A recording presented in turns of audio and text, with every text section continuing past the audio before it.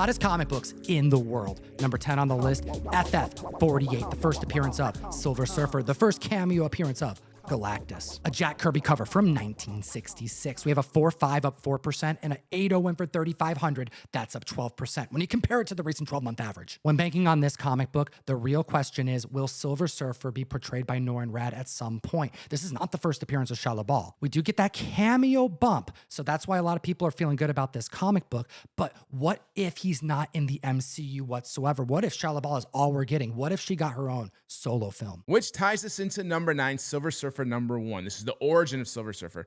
This is the origin of the Watchers. This is Silver Surfer in his first ongoing solo title. And this is also the first appearance of Shia LaBeouf. Let's take a look at these numbers. We had a 4.0 up 15% and the 5.5 up 18% with a $650 sale. Look, we know we're getting Shia LaBeouf, and a lot of people aren't happy that it's not actually Norrin Radd. But apparently the collectors don't care that much, as they're still picking up these books, more probably due to the Silver Surfer as a character in general than over who's playing him. Now, ultimately, I do think we need to see Norrin Radd just for the health of the MCU in general and the success of Silver Surfer as a character. But right now, the news of the week is that we may get a prequel Silver Surfer movie. And that means more Shia LaBeouf, but it all depends on the success of the FF movie. I have to ask though, this pisses off a lot of fans. If the movie is successful, are you okay with us having Shia LaBeouf be the Silver Surfer? Like just straight up no Norrin Radd? Let us know in the comment section below. Also, download Key Collector Comics. Use code TOM101. Unlock a free 2-week subscription of the app. Keep up on all of the news that breaks throughout the week that's causing comic books to spike. Which brings us to one of the most speculated on comic books in the market right now. FF Annual number 6. We have the first appearance of Annihilators. We have the first appearance of Franklin Richards. And let's not forget about the Cosmic Rod. This book came out in 1968. Jack Kirby, 7.0 up 7%, 7.5, 31%. Someone paid $700 for an 8.5, and that is up 21%. The Franklin Richards spec is all but certain and a little bit more long-term, unless they get weird with the age and all the multiverse stuff that they're doing. With the Fantastic Four comes the Negative Zone, and the ruler of which is Annihilus. There's been a lot of Nova spec, even though that's on hiatus currently for the season that was planned. We also have Annihilators spec happening, but that's affecting another book on the list a bit more than this one. So much spec on characters that may or may not come. And this last week, we're hearing a lot of rumors about Chris Evans reprising his role, not as Captain America Steve Rogers, but Hydra Captain America from the 2016 run, Captain America Steve Rogers. Gwyneth Paltrow, rumored to be in Avengers Doomsday, so keep an eye out for Invincible Iron Man number 10. There's 2 different covers, first appearance of Rescue. It would make sense to see her go and meet Victor Von Doom, portrayed by Robert Downey Jr. They're going to toy with our hearts. At 7, Thor 337, the first appearance of Beta Ray Bill, a Corbinite alien, able to wield the hammer of Mjolnir, a character that we all really want to finally see on the big screen outside of just in statue form. Let's take a look at these numbers here. The 9.4 Direct up 16% for 130, and the newsstand 9.8 sold for 525. That's up 26%. Walt Simonson, absolute legend on this title, crushed this cover, and so many others. And we got to understand, you hinted at the Annihilators. Let me talk to you about this OP team. It's Silver Surfer, Gladiator, Ronan the Accuser, and Beta Ray Bill. Like, what matchup is going to destroy or take out the Annihilators that we've seen so far on the screen? I can't imagine we see a comic accurate version of this team. But can they pick from it? It looks like we just may have a little bit of sampling from that Annihilator squad. I'm going to give away at Amazing Spider-Man 129, first appearance of Punisher, this weekend at Dallas Fan Expo. Over on Whatnot, use the code that is in the description. I'll also put it as the top comment. You get a free $15 credit you can put towards your first purchase. Support the show. Enjoy our Dallas Fan Expo exclusives. And let's look at number 6 on the list, because this dude was right. You called it.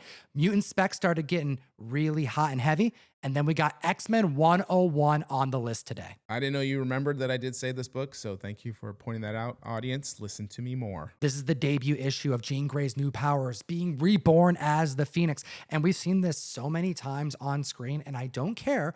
I would like to see it that many more times on the screen. You can never do the Phoenix enough, in my opinion.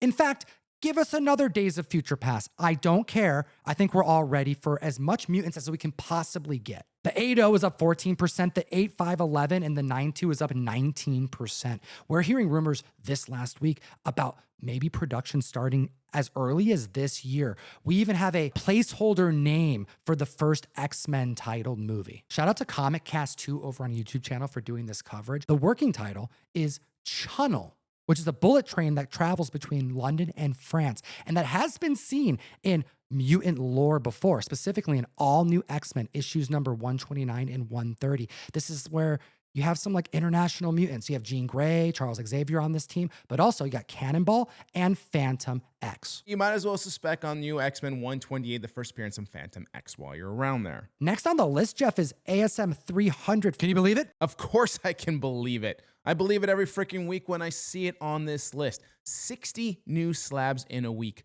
8 of which hit a 9.8.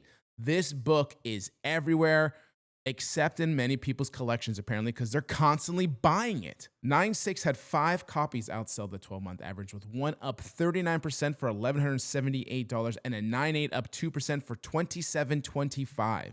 I know this is the first full appearance of Venom, and many other people do as well, but I'm not paying $2,800 for this book. Way too many hit in the census. Someone just got a 9.8 for $2,380 some odd dollars. Just shows, take your time, be patient. And I think we're all being patient because we're waiting for this Venom Spider-Man movie to come out one day. Do I think the timing's right for it right now? I don't. I think we went too far with Venom to now all of a sudden have a movie with Venom and Spider-Man that we're really going to kind of want to see and enjoy. I think we need to have a contentious relationship between those two, and I think we've kind of lost our opportunity for that. Tom Hardy clearly wants this to happen. What do you guys think? Because looking at the next number on the list, number 4, by the way, is Amazing Spider-Man 194, first appearance of Black Cat. So knowing Venom ain't coming anytime soon, fingers crossed for some people, a lot of symbiote Spec, but here's the brand new day Spec, and the leading key is, first, Felicia Hardy, Black Cat. The 9.4 Direct is up 5%. The Newsy 9.6 sold for $860. That's up 8%. 5 new 9.8s hit the census in the last 4 weeks alone, dropping the 9.8 price to be acquired direct at under $2,000, which feels pretty good, especially considering the brand new day Spec.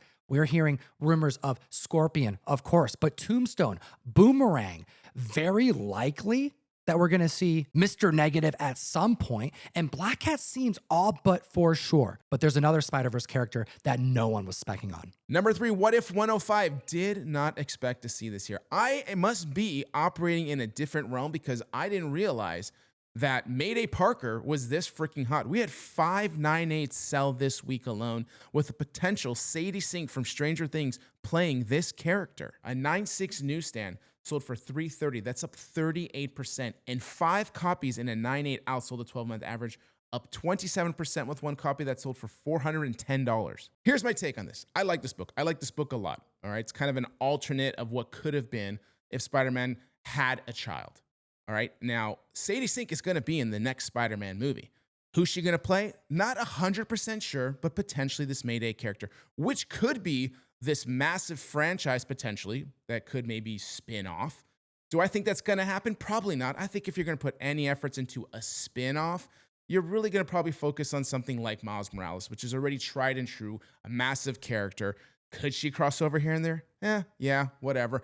But I still think you got to own this book because it's such a cool book to have. What do you think in the comment section below? Because I, for one, think that if we get someone dressed up that looks like Peter, that's not Tom Holland, that could be a really big deal and probably something Sony would do. And if it's bad, wouldn't you expect that to happen? And it's not about Sadie Sink, and it's not about the character. It's about Sony. But the opportunity's there, dude. I mean, Tobey Maguire would be the mentor, right? Bring in Miles Morales. You can't use Tom Holland. You got to do something with Spider-Man. Which brings us to number 2 on the list, Amazing Spider-Man 129. First appearance of the Jackal. First appearance of the Punisher. We have an 8.0 up 5%, 8.5, 13%, a 9.2 went for $31.91. That is up 10%. This right here has become one of the most sought out after Bronze Age keys of the last 5 years. Everyone's wanting Punisher. I think because of how great Daredevil Born Again was and how confident people are in John Bernthal and all the interviews he's doing, that's just like at this point, maybe over-promising how good this Punisher special is going to be next year. A lot of people have faith. And I think it's because There's so much transparency. They're actively filming Daredevil Born Again Season 2. We're seeing Kristen Ritter with Charlie Cox. We're seeing set photos. And I think us being so close to production and hearing that there is stuff that's confirmed is really making the collectibles perform very well. I'm loving this potential team buildup because I really don't fully know who's going to show up. And I'm actually more excited for this than the FF movie. That's how much confidence I have in this FF movie. And I hate to be that guy, but God damn it, I am. You know, something else that you really enjoy is Predator versus Spider-Man. This is written by Benjamin Percy. He also did Predator versus Wolverine, Predator versus Black Panther, and announced this week he's taken on Punisher Red Band, issue number 1. The solicitation looks crazy, hyper violent. I like what they're doing over at Marvel. They're giving us the Punisher that we want, while John Bernthal gives us the Punisher that we want in live action. Number 1, the hottest book in the world. It's Incredible Hulk number 181, the first full appearance of Logan, Wolverine. We have a 9/6 addition to the Census, +2 in the last 3 weeks. We have 2 new 9/8s in the last 3 weeks. We have a 9/0 that went up 16% for $7,900 and a 9/4 that went up 1%, going for $10,400. Mutant Spec is on high gear right now. We were just talking about it. And outside of like Giant Size X-Men number 1, I think this is going to be the book that will start to spike first when we get closer to the inevitability of the focus on mutants, right? I mean, this is one of the most important Bronze Age books of all time. It's nice to see this book moving. It really is. Like you said, it's kind of one of those market indicators, and I agree with you on that. And I think for this book to get its next push is we need to not have that limped arm Hulk. I think once we get the Hulk from Avengers 1 and 2 that we deserve and should have, will actually, I think, more impact this book because we get all the Wolverine that we're getting right now. We're getting quite a bit, a lot of buzz, but I think it needs the mighty Hulk that we really want to have this book make its next true leap. We're hearing rumors this very week that Mark Ruffalo is signed up to be in Spider-Man Brand New Day, and not just a cameo, like 10 to 20 minutes on screen time. Could we be getting a huge setup for this brawl that'll take place? Let us know what you think in the comment section below. Do you own any of these books? And of course, as always, geek responsibly. Enough said. And that's the video, Jeff. Hot damn. What's the most exciting thing that took place this last week as it pertains to books spiking? The unbelievable amount of 9/8s that just hit the Census is actually a little bit staggering to me on these Bronze Age books. And to see the prices immediately adjust in just a few days on some of these, like Venom 300 dropping like $700.